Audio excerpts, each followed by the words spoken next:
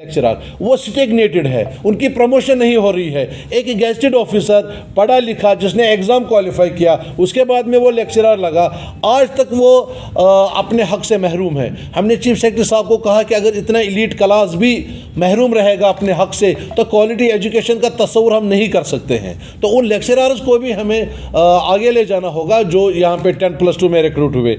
इसी तरह से हमने पब्लिक सेक्टर अंडरटेकिंग्स में चाहे डीए की कमी है उनको माली सुविधा देनी चाहिए, सपोर्ट देना चाहिए, बजटरी प्रोविजंस देने चाहिए। ये हमने उनको कहा कि एक पॉलिसी लेकर आए पब्लिक सेक्टर के लिए कि वो बहुत बड़ा हिस्सा है इस रियासत का, वो बहुत बड़ा हिस्सा है ये एम्प्लॉयज़ कम्युनिटी का, तो उनके लिए भी हमने बात की है वहाँ पे।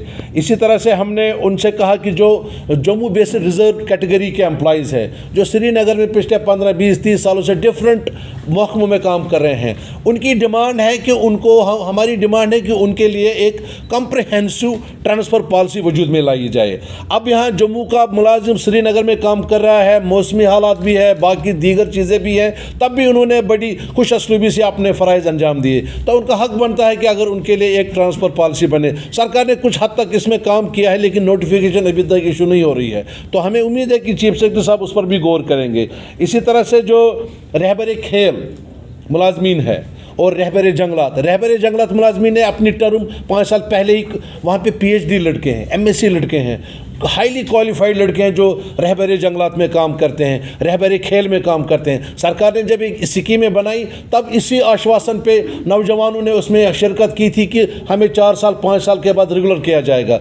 आज हम उनके मुस्तकबिल के साथ खेल रहे हैं। हमने चीफ सेक्रेटरी साहब की नोटिस में लाया कि उनके लिए जो आपने उस वक्त वादा किया था सरकार ने, जिन टर्म्स एंड कंडीशंस पे उनको रिक्रूट किया गया था, उनके साथ वादा वफा किया जाए, उनको रेगुलर किया जाए। तो उनका हमने इसमें मसला उठाया। इसी तरह से हमने सरकार से कहा, मैं आपके माध्यम से फिर से एक बार कहना चाहूँगा, सरकार जब किसी डिपार्टमेंट को उसकी सूरत चेंज करने का सोचती है, जैसे उन्होंने कहा कि हम कॉरपोरेशन को मदगम करेंगे, हम JKPDD को कॉरपोरेशन में कन्वर्ट करेंगे, हम स्टेट फॉरेस्ट कॉरपोरेशन को कंपनी बनाएंगे, हमें कोई एतराज़ नहीं, सरकारी पॉलिसी है। लेकिन उससे पहले मुलाजमीन की रिहेबिलिटेशन। अब देखें JKPDD इतना बड़ा डिपार्टमेंट, तनख्वाह उनको वक्त पे नहीं मिल रही है। अगर सरकार ने PDC बनाई, कॉरपोरेशन बनाई, लेकिन उनको ये देखना है कि जो PDD के मुलाजमीन हैं उनकी तनख्वाह को तो इंश्योर करना है। उसके लिए हमने कहा है कि जो SRO 109 है उसको इम्प्लीमेंट किया जाए, स्ट्रिक्ट इम्प्लीमेंटेशन, और एक बजटरी प्रोविजंस वहाँ पे मिले ताकि उनकी तनख्वाह ना रुके। बाकी हम पॉलिसी मैटर्स में सरकार से इख्तलाफ नहीं करते हैं, उनकी पॉलिसी, उनके प्रोग्राम है, हम उसके एग्जीक्यूटर्स हैं, लेकिन रिहेबिलिटेशन और इनकी एम्प्लॉयज़ की हमारी प्रायोरिटी है। इसी तरह से वहाँ पे भी इंचार्ज कोई JE है उसको इंचार्ज SE बनाया है या इंचार्ज चीफ इंजीनियर्स हैं, उनकी कन्फर्मेशन का भी हमने मुतालबा किया।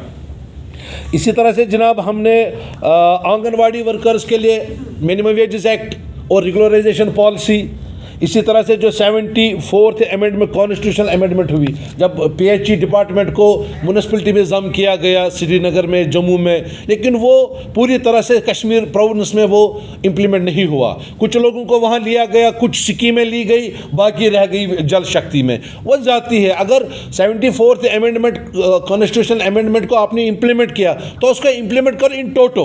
वो उसमें आधा आप इम्प्लीमेंट कर रहे हैं, आधा नहीं कर रहे हैं, उससे गलत सिग्नल जा रही है और मुलाजिम उससे सफ़र कर रहे हैं और वो स्कीमें सफ़र कर रही हैं जो लोगों के सहूलियत के लिए बनी है। तो हमने 74th अमेंडमेंट को कहा है कि उसको मिनो अन इम्प्लीमेंट किया जाए। इसी तरह जल शक्ति में जो सर्विस रूल्स हैं उनको चेंज करने की ज़रूरत है, प्रमोशनल एवेन्यूज़ बनाने की ज़रूरत है, और जो वहाँ पे डेलीवेजर्स काम कर रहे हैं against vacant posts, against available posts, उनको उसमें रिक्रूट करने की ज़रूरत है।